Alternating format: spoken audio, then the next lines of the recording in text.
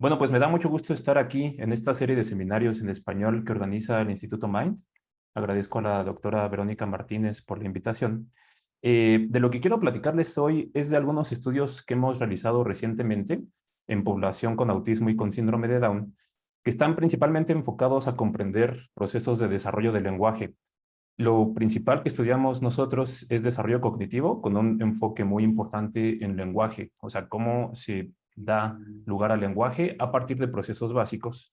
Y justo como decía en la introducción Verónica, hacemos tanto tareas con personas que tienen los trastornos del neurodesarrollo, hacemos evaluaciones conductuales, y la otra cosa que también hacemos, de la cual les quiero hablar hoy, es que también hacemos modelamiento computacional.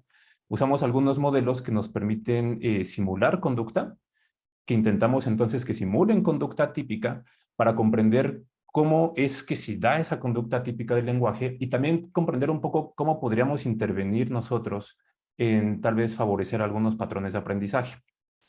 Y el tema que les voy a platicar principal es sobre aprendizaje estadístico, que es un tema que actualmente es muy estudiado. En general, les voy a detallar esto más adelante, pero aprendizaje estadístico es una capacidad importante que necesitamos para poder desarrollar lenguaje.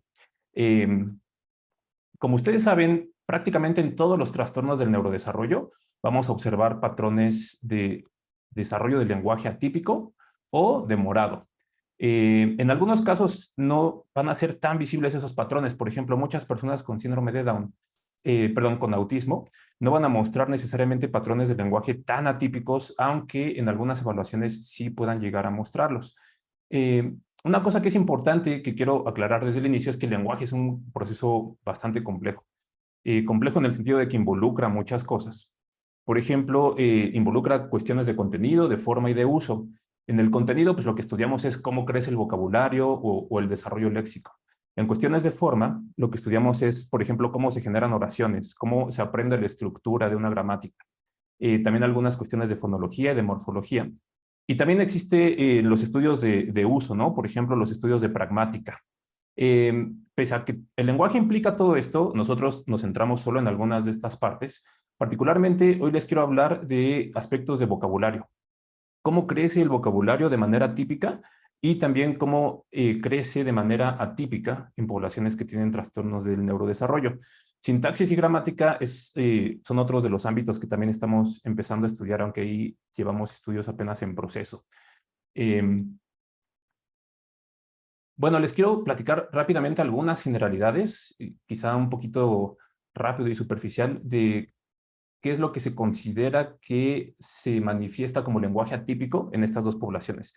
En síndrome de Down, de entrada, está muy bien caracterizado que va a haber grandes demoras en la adquisición del lenguaje.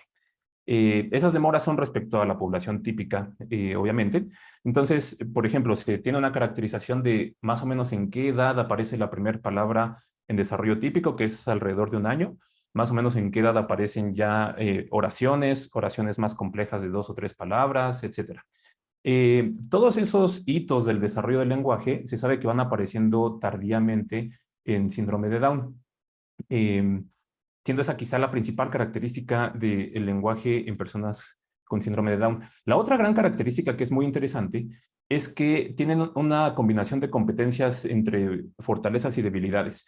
En general se considera que sus procesos de comprensión están mejor preservados que sus procesos de producción. Es decir, nosotros podemos usar una gran cantidad de palabras con personas con síndrome de Down que ya tienen, no sé, alguna edad de adolescentes o adultos, y van a comprender la mayoría de esas palabras, aunque esas personas no las produzcan eh, o no las puedan producir frecuentemente. Lo mismo pasa no solo a nivel de vocabulario, sino también a nivel de sintaxis y de gramática. Y pueden comprender algunas estructuras complejas, aunque les cuesta trabajo producirlas.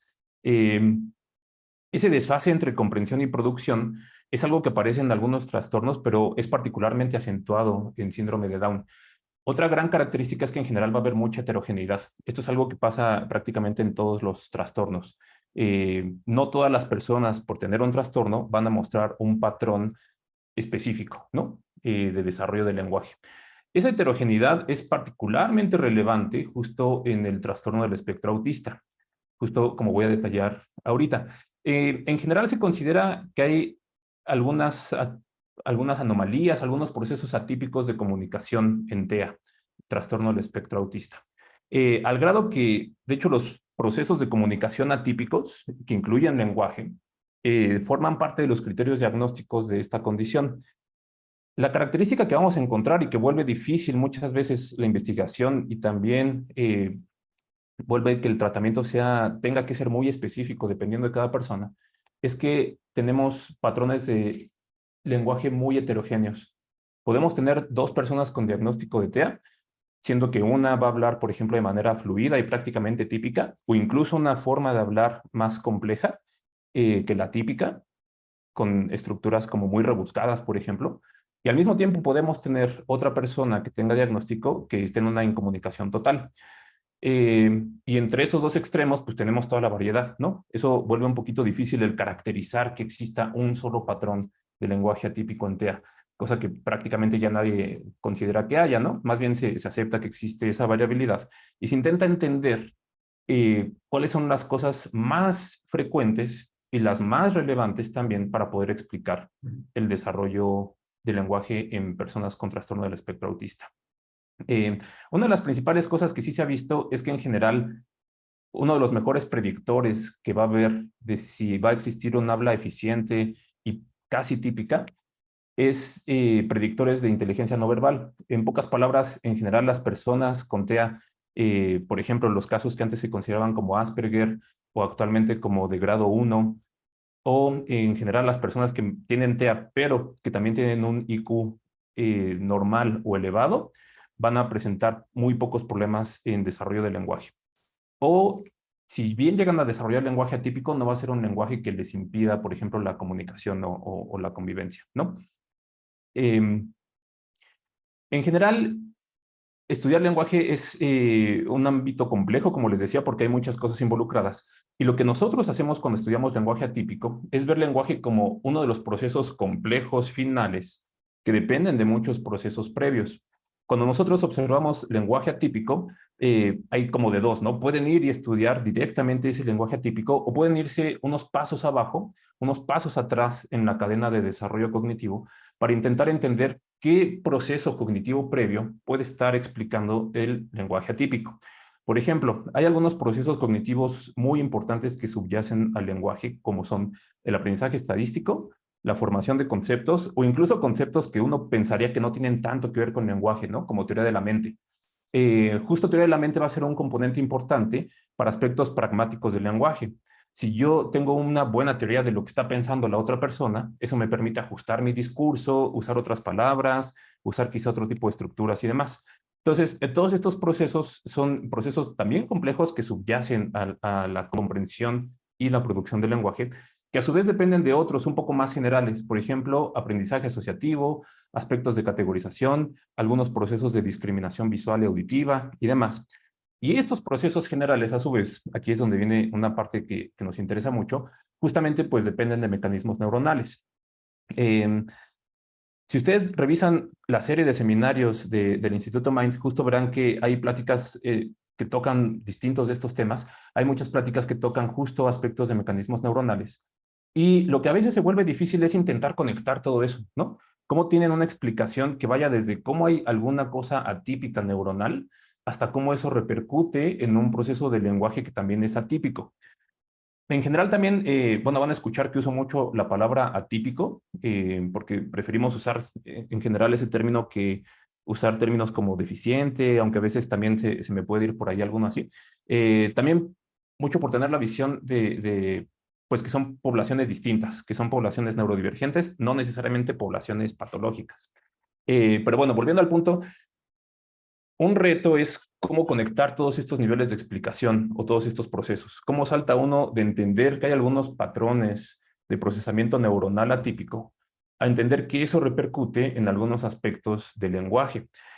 Una estrategia que nosotros usamos para eso es intentar integrar esos niveles de descripción en modelos computacionales o modelos de simulación, que pues prácticamente lo que hacen es recrear el comportamiento, pero en un sistema computacional que nosotros podemos manipular y que podemos medir directamente, para entonces intentar comprender cómo es esta conexión, desde procesos de mecanismos básicos neuronales hasta procesos cognitivos generales para llegar a procesos cognitivos complejos, como el lenguaje. Entonces, les voy a hablar justo un poquito hoy de algunos modelos que hemos desarrollado que intentan ser modelos computacionales de síndrome de Down y modelos de autismo. También les quiero hablar justo de este concepto, aprendizaje estadístico, que es uno de los principales que estamos estudiando, que no es aprendizaje de la estadística, sino aprendizaje estadístico. De hecho, es bastante fácil de entender, porque a lo que se refiere es a que el mundo es un lugar que tiene ciertas regularidades. Con regularidades me refiero a que las cosas no ocurren azarosamente todo el tiempo, sino que las cosas tienen alguna estructura.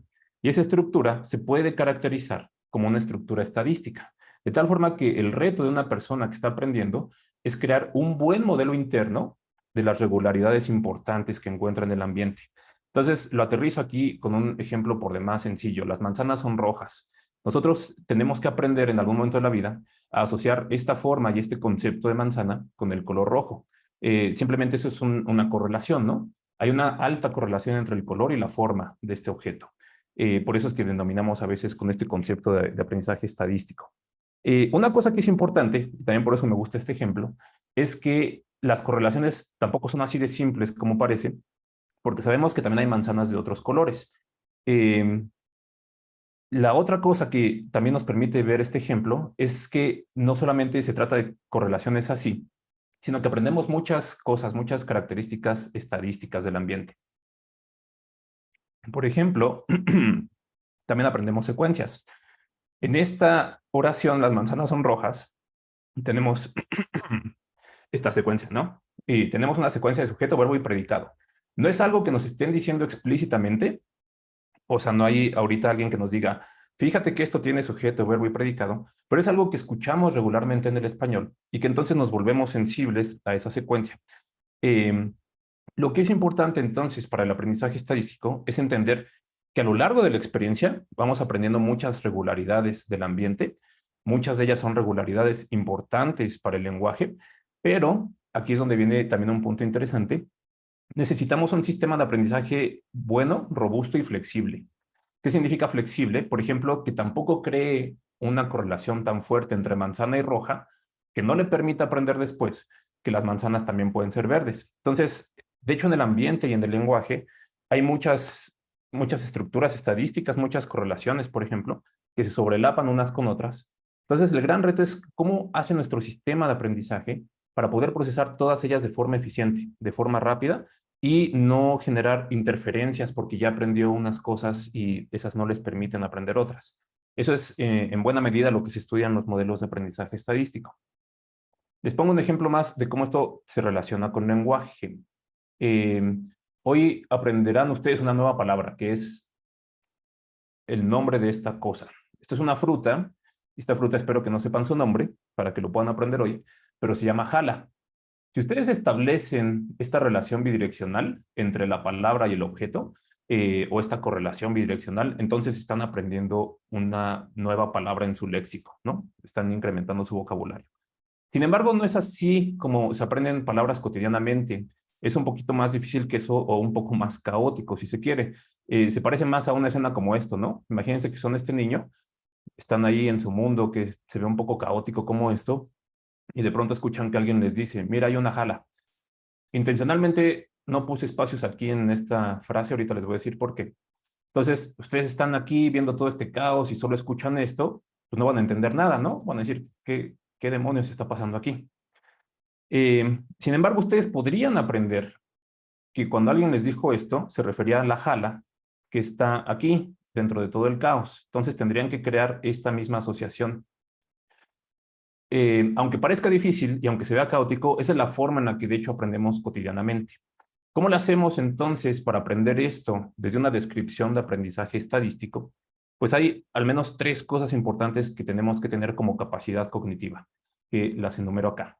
De entrada, deben poder segmentar palabras de lo que escuchan, segmentarlo en palabras. O sea, pasar de escuchar, mira, hay una jala, a saber que ahí hay cuatro palabras. No sé si han notado eso alguna vez, pero cuando hablamos no hacemos espacios entre palabras como cuando escribimos. Y eso es interesante porque entonces aparece la duda de cómo sabemos dónde empieza y dónde acaba una palabra. Cuando ya tienen mucha experiencia con un idioma, pues ya ni siquiera se preguntan eso, lo saben, ¿no? Porque ya han aprendido todas esas palabras. Pero cuando son bebés, ese es uno de los grandes retos que tienen que aprender. Eh, Tienen que hacer eso, tienen que tener también buenas capacidades de reconocimiento de objetos y categorización, o sea, saber que aquí está un objeto, que aunque alguien lo muerda, que aunque cambie un poquito de color, que aunque le salgan moscas o lo que sea, sigue siendo una jala. Eso tiene que ver con capacidades de categorización. Y finalmente tienen que establecer esas correlaciones auditivo-visuales entre lo que identifican que escuchan y lo que identifican como objetos visuales, ¿no? Eh, a veces pueden aprender esto en muy pocos ensayos por descarte. Puede ser que ya sepan los nombres de todo lo demás y tal vez este no lo sabían y en ese momento se lo asignan. Eso se denomina como mapeo rápido. Entonces, estas tres características hablan de procesos cognitivos que necesitamos cuando nosotros estamos desarrollando léxico y son también procesos cognitivos que ha sido interesante intentar describir en poblaciones con trastornos del neurodesarrollo. Aquí les pongo una pequeña tabla, no es exhaustiva, pero captura más o menos el conocimiento que se tiene de algunas de estas tareas para estas poblaciones. Entonces, en tareas de segmentación de palabras, poblaciones con autismo suelen mostrar o resultados típicos, o sea, se comportan igual que las personas neurotípicas, o a veces algunos resultados atípicos. Por ejemplo, no retienen tanto lo que están aprendiendo. Y en tareas de categorización visual y de mapeo rápido, o sea, este establecimiento entre palabras y objetos, suelen mostrar patrones un poco más deficientes que las personas neurotípicas. Para el caso de síndrome de Down, en mapeo rápido suelen mostrar un patrón típico o a veces atípico, porque también se ha visto en algunos estudios que, aunque aprenden a identificar el objeto, lo olvidan rápidamente. Eh, y también una cosa que es importante aquí es que faltan estudios todavía. No hay estudios tan claros, tan específicos de categorización en síndrome de Down, ni de segmentación de palabras en síndrome de Down. Pese a ser un tema tan relevante, no se ha estudiado esto exhaustivamente. De tal forma que esto también es una de las conclusiones a las que quiero llegar, ¿no? Todavía necesitamos saber más de este tipo de procesos intermedios para comprender cómo se dan los procesos complejos de desarrollo del lenguaje.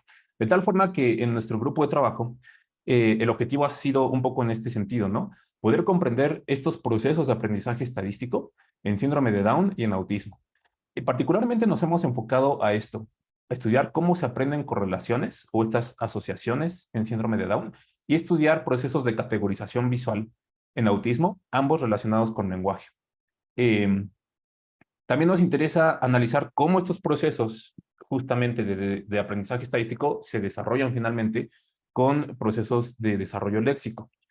Y lo que les comentaba, ¿no? Estudiamos esto tanto en tareas conductuales con las personas como en modelos de simulación computacional. El supuesto básico del cual nosotros partimos es que justo un aprendizaje atípico es consecuencia de una neurobiología alterada. Entonces, si nosotros no creamos un modelo típico del mundo, es en general porque vamos a tener un proceso neurobiológico atípico y eso va a repercutir en que entonces generemos procesos de aprendizaje distintos o generemos, eh, aprendamos cosas un poco diferentes a las que se aprendería con un procesamiento neurobiológico típico. Bueno, ¿cómo estudiamos esto en modelos computacionales? El primer modelo que les quiero presentar es un modelo que tenemos de síndrome de Down. Y estos modelos nosotros los implementamos en una arquitectura de redes neuronales artificiales. Eh, Poder explicar a detalle este modelo no es difícil, pero es extendido. Entonces, lo que voy a hacer es hablarles como de la descripción más funcional de qué hacen estos modelos y cómo lo hacen. Y sobre todo me interesa darles una descripción que conecte con los conceptos de la neurobiología alterada. Entonces, en general, podemos tener redes que sean así simples como esto, ¿no? Esta gráfica lo que representa es una pequeña red neuronal, donde cada circulito es como una neurona y las líneas que están uniéndolos, pues justo son conexiones sinápticas. Estas redes neuronales nos pueden servir para ver cómo se da aprendizaje de correlaciones. Entonces, les presentamos objetos a estas redes, ¿no? Podemos presentar, por ejemplo, una manzana. Obviamente la manzana se la presentamos en un vector numérico que informáticamente representa la manzana. Y cuando le presentamos una manzana, lo que ocurre es que una neurona se activa. Y también le podemos presentar al mismo tiempo una palabra, ¿no? La palabra manzana. Entonces se activa otra neurona. Y lo que esperamos es que haya un proceso de fortalecimiento entre esta representación y esta otra representación, entre los grupos de neuronas que representan cada uno de los elementos importantes en el ambiente. Entonces, si se da el aprendizaje aquí se captura justo como eso, ¿no?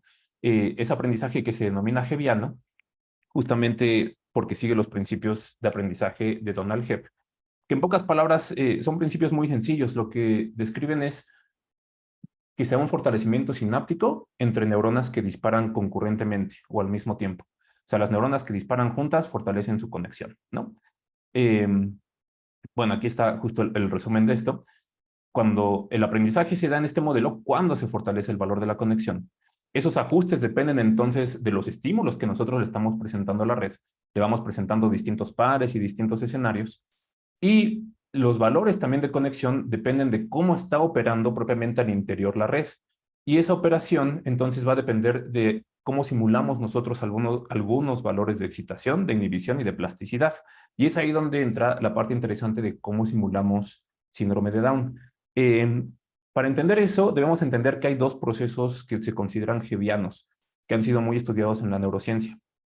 Uno es el proceso de fortalecimiento, que se denomina como también una potenciación a largo plazo de la eficiencia sináptica.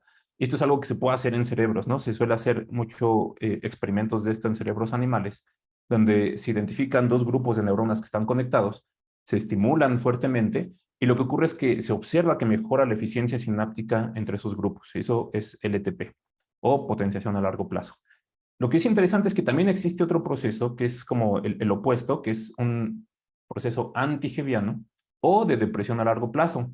Cuando las neuronas no están disparando, digamos, sincronizadas o en fase, lo que ocurre es entonces que hay un proceso de debilitamiento de la eficiencia sináptica. Se debilita la conexión. Entonces, eso nosotros lo capturamos matemáticamente en el modelo cuando lo ponemos a funcionar. Y esa relación entre el debilitamiento y el fortalecimiento sináptico se ve más o menos como esta gráfica. Es una relación que va a depender de los niveles de coactivación neuronal que estamos simulando. Entonces, cuando tenemos poca coactivación, esperamos que haya un decremento en la conexión sináptica. Cuando tenemos mucha coactivación, esperamos que haya un incremento en la eficiencia sináptica. Entonces, hasta ahí todo va bien. Y resulta, cuando yo estaba empezando a estudiar estos procesos, me encontré con literatura muy interesante, que lo que mostraba es que justo esta relación entre el debilitamiento y el fortalecimiento sináptico en redes neuronales está alterado en síndrome de Down. De hecho, no solo en síndrome de Down, sino en otros modelos que pueden ser interesantes para ustedes, por ejemplo, en síndrome de X frágil y en síndrome de Angelman. Esos tres síndromes, Down, X frágil y Angelman, parecen mostrar este tipo de patrón, en el cual tendríamos una especie de umbral recorrido a la derecha para el ajuste sináptico. Si recorremos el umbral a la derecha, lo que significa es que necesitamos todavía más activación neuronal y más correlación neuronal para observar ese fortalecimiento sináptico. Y que en cambio, para menores patrones de activación neuronal, vamos a observar un debilitamiento sináptico. Y aquí es donde también está lo interesante en este espacio. Mientras que algunos procesos de activación generan fortalecimiento en redes típicas, esos mismos procesos pueden generar debilitamiento en redes que simulamos con síndrome de Down. Esto es algo que es informado principalmente por estudios, como les digo, de LTP y LTD en modelos animales, y que lo que nosotros hacemos es tomar eso y usarlo en modelos computacionales. O sea, hacemos que estas redes se comporten con estos principios. No me da tiempo de detallarles hoy todas las tareas que hemos probado en esta red.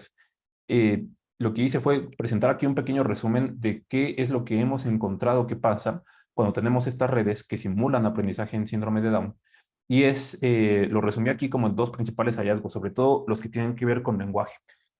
De entrada, estas redes sí pueden aprender correlaciones cuando son correlaciones simples, por ejemplo, del tipo AB. Si solo le ponemos a aprender relaciones entre dos cosas, lo va a aprender bien, solo que le toma tiempo. O sea, también recrea el proceso de aprendizaje lento que existe en población con síndrome de Down, pero digamos que lo logra aprender. Sin embargo, si nosotros variamos un poco esas tareas y las presentamos más difíciles, por ejemplo, le presentamos que aprenda A, B y CB, entonces la red entra en problemas de aprendizaje ya bastante serios. Esta es una tarea de aprendizaje compleja, no porque sean dos relaciones. De hecho, puedo aprender bien dos relaciones si son dos relaciones simples. Es una tarea compleja porque fíjense que la B se repite en ambos pares. O sea, tiene que aprender que A se relaciona con B y que C también se relaciona con B. Un poquito como el ejemplo que les decía que las manzanas pueden ser rojas, pero resulta que también las manzanas pueden ser verdes. Eh, Obviamente ese ejemplo es algo que pueden aprender las personas con síndrome de Down. Lo uso simplemente para que se entienda a qué me refiero con que hay un elemento sobrelapado en esas correlaciones. Y resulta que cuando presentamos ese tipo de escenarios, en síndrome de Down cuesta mucho más trabajo aprender, al grado que puede ser un proceso que no se aprende, a menos que diseñemos un protocolo de aprendizaje en el cual vayamos enseñando poco a poco cada una de las relaciones y paulatinamente. Eh, Hicimos también una red propiamente, bueno, tomamos una red que ya existía en la literatura que estudia desarrollo léxico y lo que hicimos fue ponerle el algoritmo nuestro de síndrome de Down para ver cómo aprende palabras esta red. Se las explico rápidamente. Tienen esto que es la red de este estudio, donde tienen una sección donde presentan palabras y otra sección donde presentan objetos visuales. La red lo que tiene que aprender es asociar cada uno de estos con cada uno de estos el correcto. Y lo que hacemos es que a esa red le presentamos escenarios de estimulación parecidos a los que les decía de este niño, ¿no? O sea, no se la ponemos fácil, sino que intentamos recrear el escenario más realista. O sea, ponemos muchos objetos y dos o tres palabras. Y luego cambiamos los objetos y otras dos o tres palabras y así. De tal forma que en el tiempo, después de muchos ensayos, la red tendría que aprender cuáles son las relaciones correctas, justo por ir poniendo atención a todos los ensayos. Y lo que hicimos cuando simulamos síndrome de Down en esta red es que justo logramos reproducir el patrón que les decía de que en general las habilidades de comprensión de palabras en la red son buenas, mientras que las habilidades de producción de palabras no están bien. Les cuesta mucho más trabajo. ¿Cómo simulamos comprensión y producción? Después de que una red pasó por mucho entrenamiento, o sea, le presentamos cientos de palabras aquí y cientos de ensayos, eh, ya la entrenamos y luego solo la probamos. Entonces, solo activamos directamente una unidad, por ejemplo, Jala, y esperamos que la red se imagine en su módulo visual esto. Si hace eso correctamente, eso es un test correcto de comprensión. Y hacemos lo mismo al revés. Le presentamos solo la activación de visualmente este arbolito y le pedimos que nos diga qué palabra es. Y si nos dice que es correctamente el árbol, entonces es una buena producción. Eh, lo que es interesante fue eso, ¿no? Cuando nosotros incorporamos ese algoritmo de aprendizaje de síndrome de Down, reproducimos entonces esa discrepancia entre comprensión y producción, lo cual entonces nos habla de que efectivamente esos patrones de ajuste sináptico a ese nivel tan básico pueden estar explicando las dificultades de aprender algunas regularidades que existen en el ambiente y que son relevantes para el lenguaje. Eh, los detalles de este tipo de tareas y este tipo de estudios los pueden encontrar más en extenso en estas publicaciones. Lo que también es interesante es justo eso, intentamos también hipotetizar un poco sobre algunos procesos, digamos, remediales o de intervención. Y lo que pensamos en general, o lo que muestran los modelos en general, es que sí puede llegar a haber procesos un poco más cercanos a los típicos en síndrome de Down si nosotros facilitamos el mundo del entrenamiento. Si lo facilitamos haciendo, por ejemplo, escenarios más simples, donde haya muy pocos elementos, escenarios en los cuales veamos que se va aprendiendo bien cada una de las cosas antes de pasar a otra tarea y que eso vaya siendo en una complejidad paulatina. Son de las cosas que vemos que en la red favorece mucho el aprendizaje, aunque estemos simulando patrones de síndrome de Down. El otro modelo del que les quiero platicar es el modelo que tenemos, que estamos desarrollando de autismo. En este modelo nos estamos centrando en otro aspecto, que es el aspecto de categorización visual y procesamiento visual. Lo que hacemos aquí es tenemos una red un poquito distinta. Tenemos una red que es un mapa neuronal visual. Se hagan de cuenta que representaría como un cacho de corteza visual, ¿no? En este cacho de corteza visual tenemos todas estas bolitas que son neuronas, son unidades, que funcionan como una especie de mapa. Funcionan como un mapa porque dependiendo de dónde están las activaciones, es lo que se está procesando. Entonces, hagan de cuenta que le presentamos un objeto, por ejemplo, este crayón verde, igual se lo presentamos vectorizado. Y lo que hace la red es que al inicio la red no sabe nada. Todas estas redes tienen que pasar por procesos de entrenamiento o de aprendizaje muy largos y esos procesos son a partir de presentarles muchos casos, ¿no? Les presentamos muchos objetos, cientos de ensayos o a veces miles de ensayos. Entonces la red va aprendiendo cosas. Entonces al principio la red no sabe mucho. Lo que hace es responder aleatoriamente a este objeto. ¿Cómo responde? Pues activa una unidad aleatoriamente y esta entonces es la unidad que va a responder al crayón verde. Y al mismo tiempo que se activa esta, se activan sus vecinas, ¿no? Esta comunidad va a ser importante por algunos procesos atípicos que les voy a describir en un momento. Entonces, toda esta comunidad responde de entrada al crayón. Y estas redes tienen memoria, de tal forma que la próxima vez que le presentamos un objeto que se parece, por ejemplo, ahora le presentamos este crayón azul, resulta que la red sigue respondiendo con ese clúster que ya tiene de unidades, justo por esa capacidad de memoria que tiene. O sea, se acuerda que esto ya es una buena zona de procesamiento de crayones, entonces empieza a responder a todos los crayones ahí. Y cuando le presentamos otro objeto, pues justo la red entonces ya no va a responder con lo que ya estaba adaptado para crayones, sino que ahora empieza a responder con otra zona, ¿no? De tal forma que en el tiempo, con muchos objetos que le presentamos en muchos ensayos, aparte son objetos de varias formas, colores y demás, la red se va organizando para poder responder justo de manera organizada a los distintos objetos que le vamos a presentar. Y esta es una estrategia que se ha usado mucho en modelos cognitivos de categorización, porque al final lo que esto nos muestra es cómo los objetos que nosotros le presentamos quedan categorizados en zonas de la red. Justo esa organización en el funcionamiento de esta red va a depender de que haya procesos eficientes, digamos típicos, de excitación e inhibición neuronal, justo para formar estas pequeñas comunidades que les decía. Y esto fue lo que nosotros modificamos para poder generar un modelo de autismo. Lo que hicimos en nuestro modelo de autismo fue alterar esos procesos de excitación y de inhibición neuronal, siguiendo algunas descripciones igual de neurociencia que describen cómo hay posiblemente una mayor conectividad cercana y una débil conectividad lejana. Y eso lo que nos hace en el modelo es que genera estas comunidades con formas un poquito atípicas.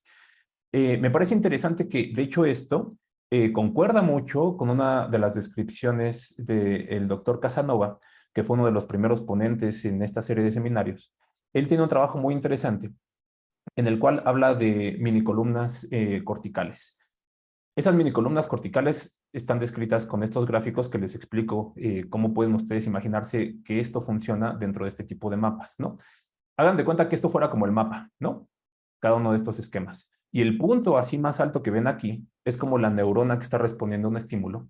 Y luego lo que ven en rojo es como el espacio de excitación que genera esa neurona para sus vecinas, que hace que esas neuronas también trabajen un poquito en responder a ese estímulo. Entonces, sería como esta, la neurona que gana el procesamiento y este es su espacio de excitación, ¿no? Permite que esas neuronas colaboren. Y esta sección azul, la de abajo que se ve, es un espacio de inhibición que generan esas columnas corticales. Entonces, una cosa que ha hipotetizado Casanova es que este es más o menos el patrón que uno esperaría en cerebros típicos. Y este pudiera ser uno de los patrones que uno espera en cerebros atípicos, como en autismo. Que si se fijan entonces, lo que muestra es que el espacio de colaboración cortical va a ser mucho mayor en términos de lo que haría este modelo, ¿no? O sea, tendríamos esta neurona ganadora y luego una zona mucho más amplia que toda esa zona está respondiendo al objeto. Y al mismo tiempo tiene un poquito de inhibición lejana. Entonces, si ustedes empiezan a repetir este tipo de espacios para muchos objetos, lo que empiezan a tener es que la organización del mapa empieza a ser deficiente. O sea, tiene áreas muy grandes para responder a objetos específicos, siendo que el mapa típico debería tener al final áreas concretas para objetos específicos.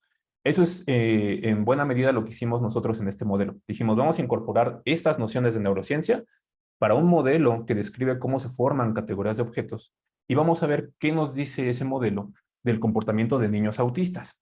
Entonces, lo que hicimos en el estudio, aquí voy a tener un pequeño salto para hablarles de una tarea conductual, pero ahorita regreso a cómo usamos ese modelo. Lo que hicimos en este estudio fue una tarea de sesgo a la forma, o sesgo de forma, que es una tarea muy tradicional en desarrollo léxico. En general, los humanos tenemos un sesgo o una preferencia por categorizar objetos dependiendo de su forma y no de su color. Y eso es relevante particularmente en contextos lingüísticos. Por ejemplo, si ustedes son bebés y no saben nada de este objeto y yo les digo que se llama pelota, imagínense que ya tienen algo de vocabulario, ¿no? Tal vez no son bebés, son infantes, niños o niñas. Yo les digo que eso es una pelota y luego les presento otras dos cosas y les digo, dame la pelota. En general, lo que va a pasar con la mayoría de las personas neurotípicas es que me van a dar esto de acá. Sin embargo, a nivel de la descripción física, surge la duda, pues, ¿por qué esto y no esto? O sea, estos comparten forma, sí, pero estos comparten color. Entonces, ¿por qué hay una preferencia por las formas? Eso es una pregunta importante en el área de desarrollo léxico, pero en general lo que se ha visto es que existe esa preferencia y esa preferencia empieza a aparecer muy clara en personas neurotípicas entre 2 y 3 años de edad. Justo un momento en el cual hay un gran crecimiento del vocabulario, de tal forma que se considera que este proceso de categorización, o sea, juntar las cosas dependiendo de su forma, parece ayudar también a que se vayan aplicando adecuadamente las palabras que vamos aprendiendo. O sea, yo no tengo que aprender uno por uno, que esto es una pelota y esto es una pelota, sino que generalizo a las mismas formas. Lo que es interesante es que este sesgo de forma no es tan fuerte, a veces no es tan claro, a veces no existe en personas con autismo. En general se considera que es deficiente o débil. Esto se hace igual con este tipo de experimentos, ¿no? Les presentan un objeto target, espero que se alcance a ver bien eso en la pantalla. Entonces hagan de cuenta, les presento yo esto, ¿no? Le pongo un nombre y luego les digo, dame el que es igual. Entonces, este de acá arriba se parece porque tiene los mismos colores. También se parece un poquito a la forma, pero en general lo importante aquí es el color. Y este de acá abajo se parece porque tiene la misma forma y tiene otros colores. Entonces, ¿qué es lo que ocurre? Que los niños neurotípicos en estos experimentos nos dan el que tiene la misma forma y los niños con trastorno del espectro autista como que les da lo mismo. A veces nos dan el que tiene la misma forma, a veces nos dan el que tiene el mismo color. O sea, no parece haber un sesgo de forma fuerte en personas con trastorno del espectro autista. Algunas investigaciones lo que han sugerido es que tal vez los niños con TEA le dan el mismo peso a la información de color y a la información de forma en su ambiente. Y eso también pudiera explicar por qué van aprendiendo palabras más lento o con mayor dificultad, porque a veces usan palabras incorrectas para otros objetos, porque están extendiendo la palabra por características no relevantes. Entonces, esa era una hipótesis. Y nosotros dijimos, tal vez no solo es eso. Puede ser que haya otra razón. Puede ser en general un problema de categorización, en el cual lo que ocurre es que simplemente todos estos objetos les parecen nuevos. Como son objetos nuevos que usamos así en el experimento, que los niños no tienen que conocer, pues puede ser que los niños al ver un objeto nuevo solo digan, pues es nuevo y todo es lo mismo, ¿no? O sea, al final se parecen más o menos todos, pues todos van a ser lo mismo. Entonces, para probar esa hipótesis de que no es necesariamente el color, sino el concepto que tienen ellos de que es un objeto nuevo, hicimos un estudio en el cual presentamos el mismo arreglo que han presentado muchos estudios, o sea, agarramos un objeto que no existe y le decimos que se llama raco. Y luego le presentamos otro objeto que tiene la misma forma y otro objeto que tiene el mismo color para ver a cuál otro ellos le dicen raco. Pero aparte de esto, agregamos otro objeto que es nuevo, que no tiene nada que ver ni en forma ni en color, pero sí en que es nuevo. Y aparte un objeto familiar que nos permite un control de que de hecho sí están entendiendo la tarea, ¿no? Que no están simplemente respondiendo a todos lo mismo.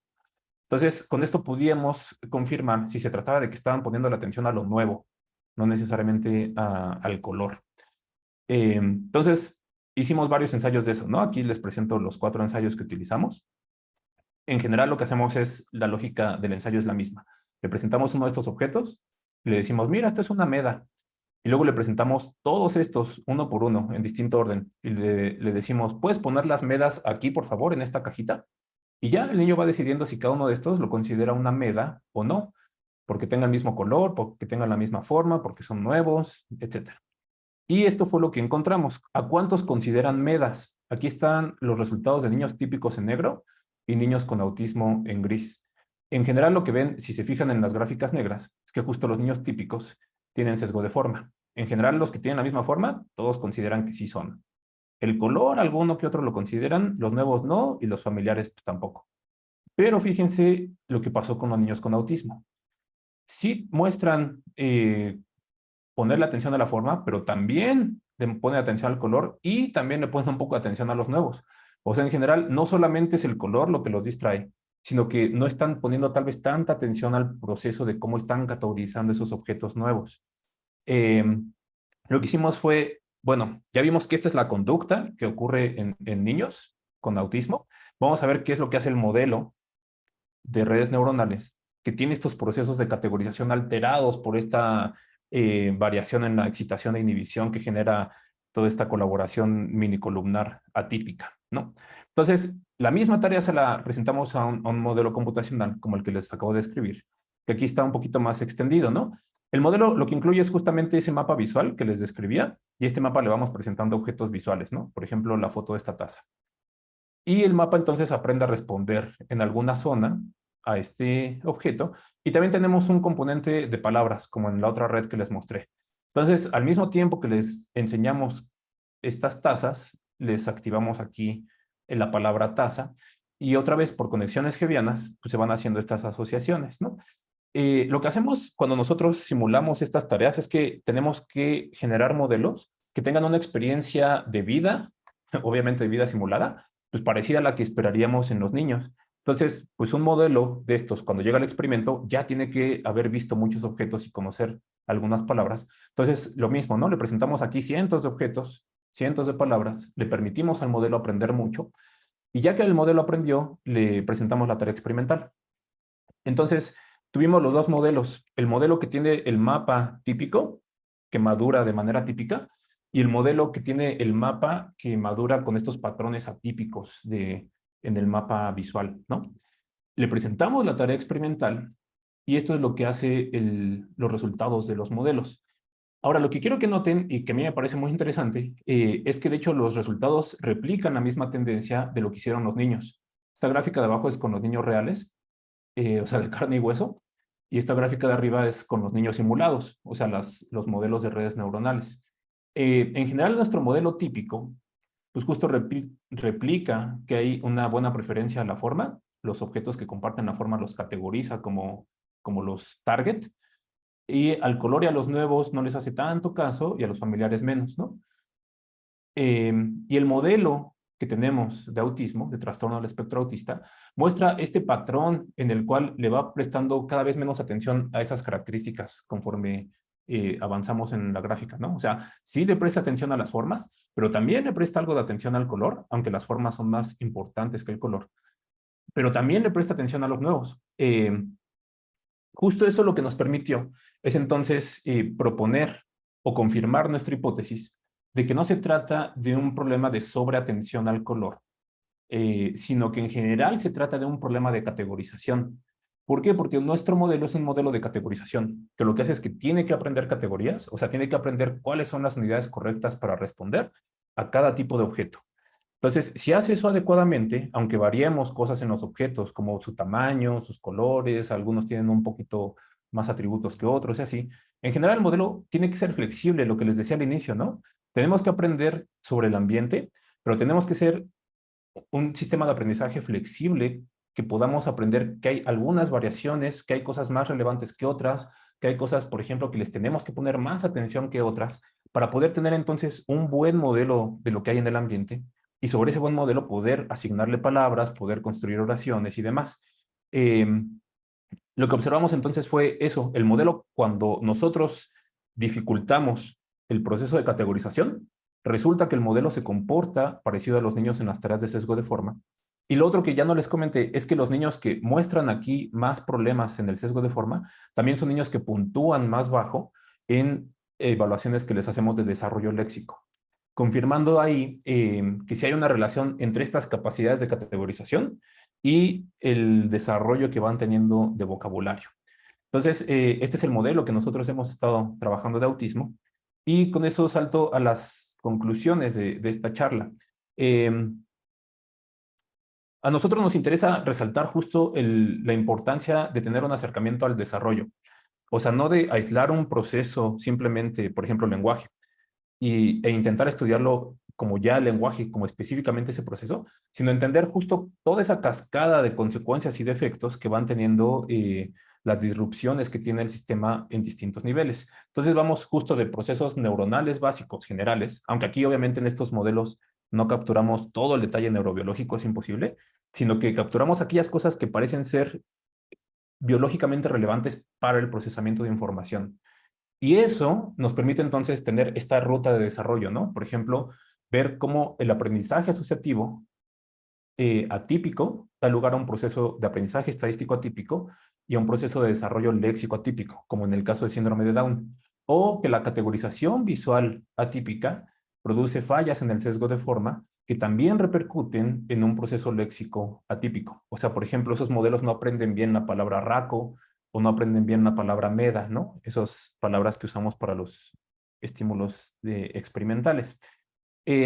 Justo estos modelos nos permiten hipotetizar un poco más sobre cuál puede ser la consecuencia funcional de un mecanismo biológicamente alterado. O sea, nos permiten aventurar un poco algunas explicaciones causales, ¿no? De qué pasa cuando se altera un poco la neurofisiología de un sistema. Y también nos permiten hipotetizar o pensar un poco, tener algunas reflexiones sobre algunos aspectos de intervención.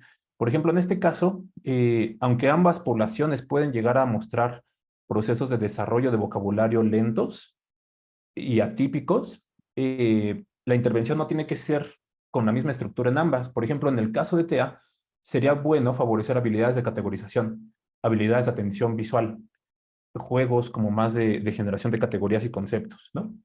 Y en el caso de personas con síndrome de Down, de hecho, nos conviene favorecer el aprendizaje correlacional.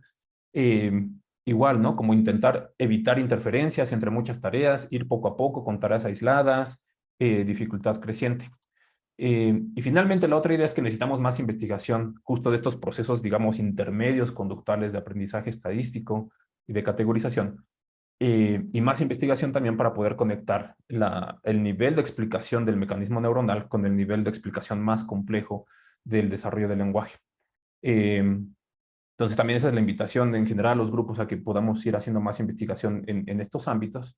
Y solo me queda finalmente también agradecer, aparte de mis colaboradores que salieron ahí en algunas citas, pues a mis estudiantes que también son la base de mucho de este trabajo y sin los cuales mucho de esto sería imposible. Y eso sería. Muchas gracias también a ustedes por su atención. The UC Davis Mind Institute was founded in 1998 with a promise to reduce and prevent the disabilities that can be associated with autism and other neurodevelopmental conditions. Every day, our clinicians and researchers make progress on that promise. Our groundbreaking research on autism, Fragile X syndrome, chromosome 22q11.2 deletion syndrome, ADHD, and other conditions associated with disability are helping affected individuals achieve their fullest potential. Please visit our website or our social media platforms to find out more about current studies, upcoming events, and how you can help make a difference.